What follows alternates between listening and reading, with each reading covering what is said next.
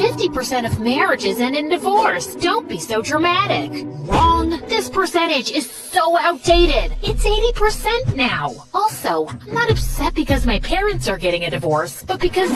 Wait. I'm getting ahead of myself. Let me start from the beginning, and make sure you like this video and subscribe to MSA. I was born in a very poor country. But luckily, my parents were entrepreneurial geniuses. They built a business empire early on, so I never had a taste of real poverty like others here, and was practically raised with a golden spoon in my mouth. Mom doted on me and was super attentive, but Dad wasn't around much, so we'd never grown close. And when I was 11, he just announced out of the blue that he wanted a divorce and was moving to the US. He left just like that, without even paying child support. The most traumatic part was that he took our wealth and my lifestyle with him. And I had to eventually give up all the expensive stuff that had made me who I was. What do you mean, let's go eat hot dogs in the park? We're not hobos. Should we be sleeping on park benches next and using newspapers for blankets? I'm just saying, we can hang out and not spend money all the time. But apparently, we couldn't, and that's the first time I noticed I had no real friends around me. I switched to a public school, which was so stinky and embarrassing. Can I have one low-cal lobster, please? Oh, yes, of course, milady. 1 second. Oops, guess we ran out of those. Mashed potatoes and greasy chicken on Mondays. Remember it. It was a hard reality check, but over time I learned a lot and got really street smart. Do you have seafood today? Mashed potatoes and greasy chicken on Mondays, sweet pea. Remember it. By the time I graduated from high school, I was a strong, savage girl who would not let anyone cross her. I had saved up for a flight to the US, and I was ready for revenge. Daddy, here I come. Dad was the owner of a huge restaurant chain here, so he was easy to locate. I wasn't sure exactly what I was gonna do yet, but I wanted to get close and find some dirt on him that I could use. And even though I was 99.9% sure he wouldn't recognize me, I'd still gotten a serious makeover to avoid the risk. Hi, I'm Emily. Are you looking for waitresses? Yes, we are hiring. We'd be happy to try you out. And so I began working there with no clear plan in sight. I just knew a salary didn't qualify for revenge or even child support. One day, as I was polishing the cutlery in the kitchen, I heard Katie crying while she was on the phone with someone who was clearly yelling at her. Poor Katie, her husband is a nut job. This happens often? Why is he yelling at her? It's probably something to do with work. He is the boss after all. The boss? As in... Yeah, that's his wife. Wife? He remarried? I must have fainted, cause the next thing I knew, I was lying on the floor and Colin was checking my pulse. Gee, you guys scared me. What happened? I said Kate was the boss wife. And went plus and fainted, so tell me what happened.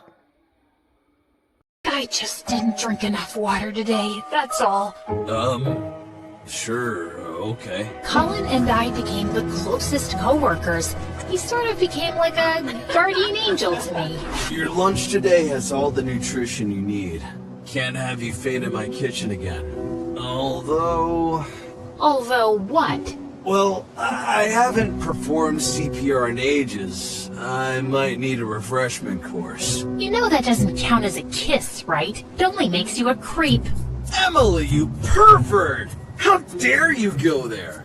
I was merely suggesting you help me practice a life-saving technique. Ha ha ha. Colin, you know, if you want, you can ask me out like a normal human being.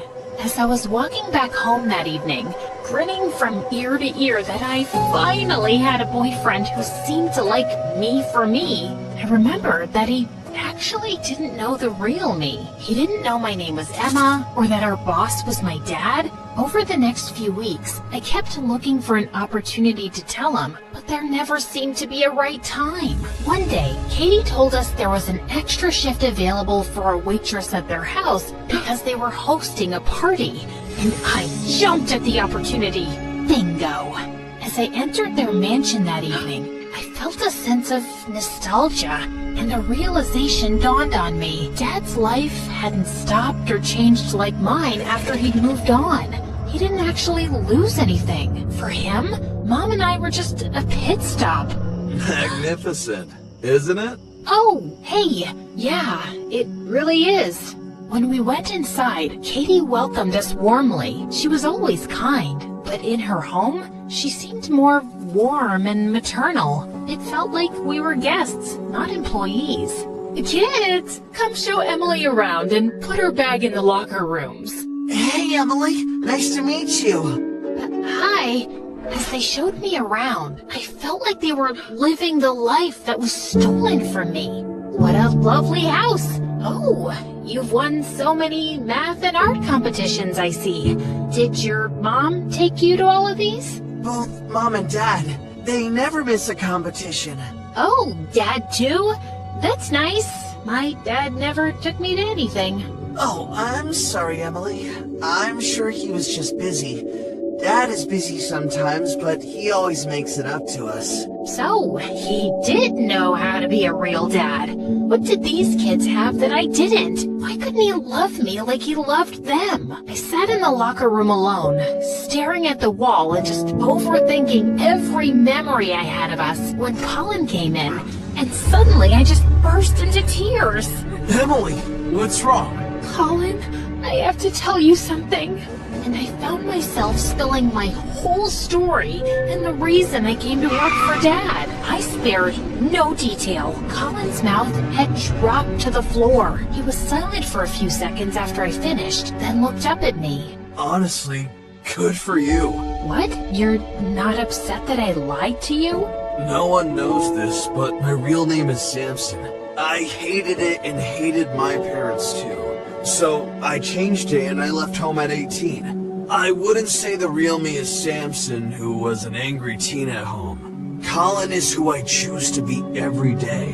So that's who I really am. He was so right. The decisions I made daily were what defined me. Know what? He deserves anything bad that comes his way. I want in.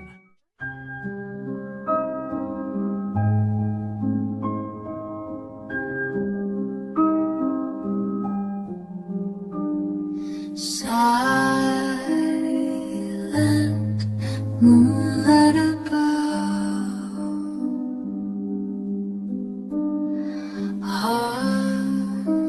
heartbeats, whisper of love,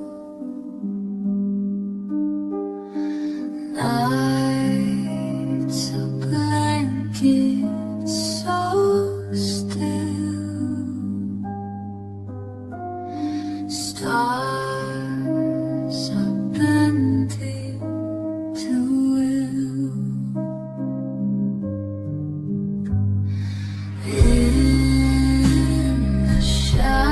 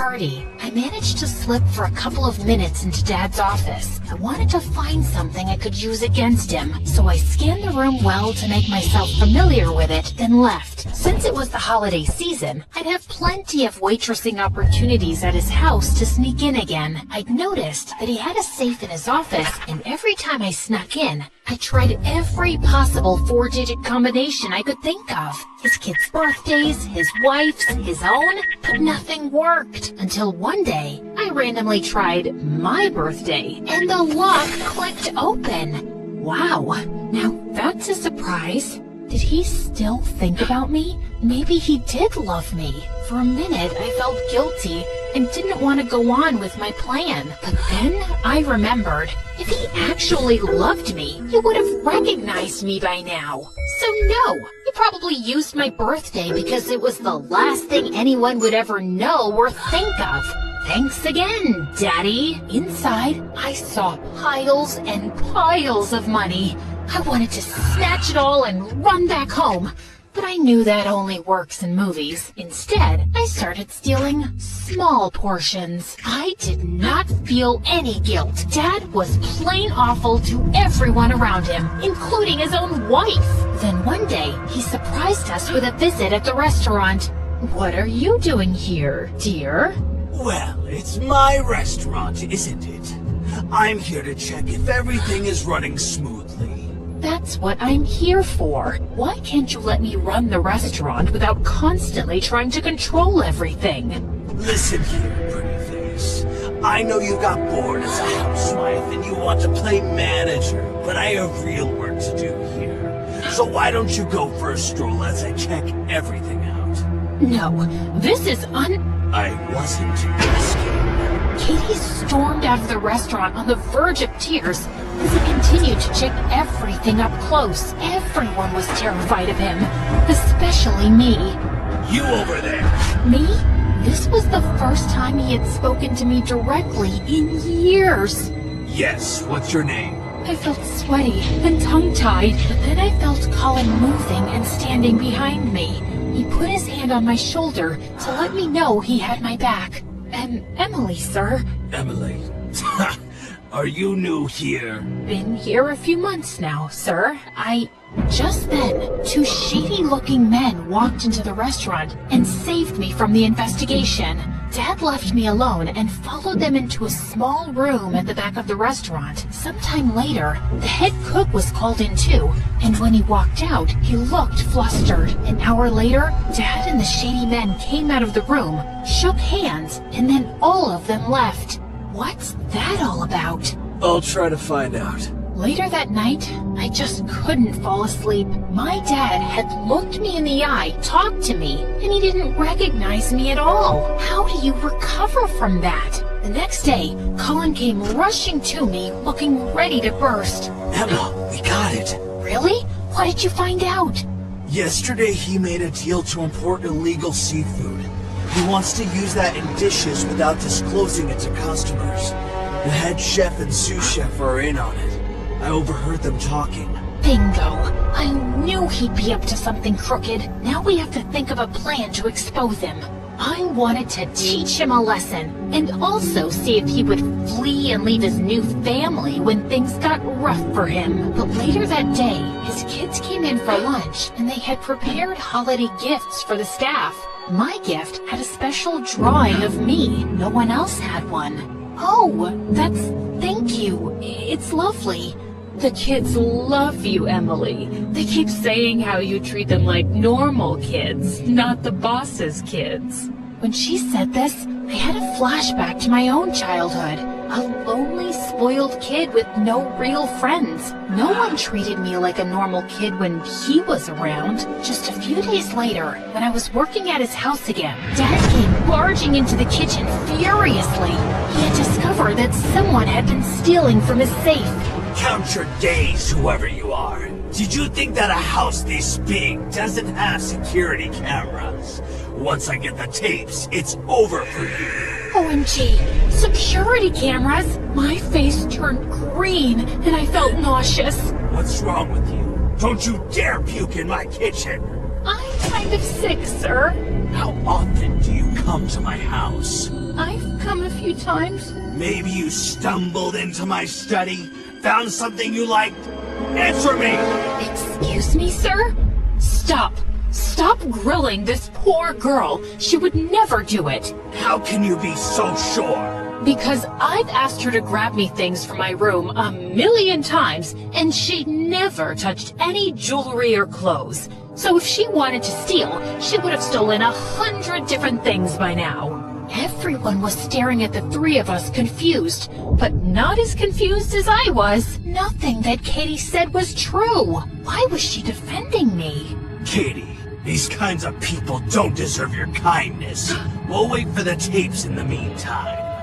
These kind of people? It echoed over and over in my head. Ugh, how I wanted to say, your daughter, flesh and blood, Dad. But I held my tongue. I suffered that humiliation, but I never showed up to the restaurant again. I texted Katie that I just couldn't work there anymore. I had stolen enough money, but I wasn't done with my revenge yet. Colin had managed to take photos of receipts in the cook's office, and it was all the proof I needed about Dad's illegal seafood purchases. I could go public and destroy him, and I would enjoy it. But at the same time, whenever I imagined his downfall, I only saw his kids being upset or hurt, and every time they popped up in my head, an image of my broken younger self also popped up. Colin, I want him to suffer badly, but I feel if I go through with this, I'll be putting his family through what Mom and I went through, and I would feel guilty forever. I don't know what to do. Baby, just by considering their feelings and future, you are already 100 times better than your dad. It's your decision. Do what feels most right to you. And after much consideration, I decided to put the matter into someone else's hands. I asked Katie to meet me at a diner that night. Hello, Emma. Uh-oh, that's a bad start. I figured out your identity shortly after hiring you, and I wondered why you had chose to work for us. Now I know. You stole that money from us to get back at your dad. But don't worry, I destroyed the tapes. But then, why did you defend me? Emma, once I figured out who you were, I dug into his history and found out everything about you and your mom. Your dad is a jerk. He deserves this. Why are you with him then? For the money? You deserve so much better. The kids deserve so much better. I don't care about the money, but I don't want my children to go through what you guys went through. I want to wait until they're older before getting a divorce. He is a mean husband and partner, but I can't deny that he is a great dad to the kids. I understand, but in case you change your mind, take this. Do as you please with this information. Katie's eyes grew wide as she realized I'd handed her proof against Dad. I didn't know about this. Thanks, Emma.